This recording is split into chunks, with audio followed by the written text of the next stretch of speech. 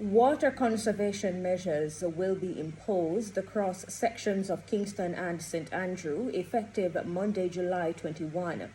This amid drought conditions which are expected to linger until October.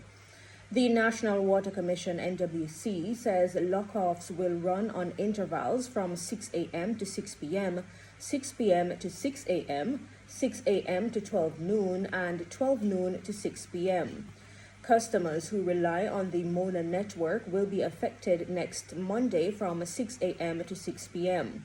For customers of the Hope network, that supply will run alternately from 6 a.m. to 12 noon, 12 noon to 6 p.m., as well as 6 a.m. to 6 p.m. in some communities.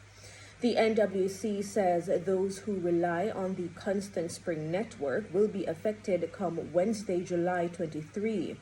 That restriction will run from 6 p.m. to 6 a.m., while the lower section of Constant Spring will run on the 6 a.m. to 6 p.m. interval. The NWC says the decision follows significantly reduced inflows to its major water storage facilities. It says currently the storage levels at the Mona Reservoir and Hermitage Dam declined to approximately 46 and 58% respectively. The current regulations are expected to remain in place until rainfall conditions improve. And remember, they said that the current drought conditions are expected to run into October. So, the current the lock-off situations that are supposed to start next week will remain in place until rain start fall again, which is probably October.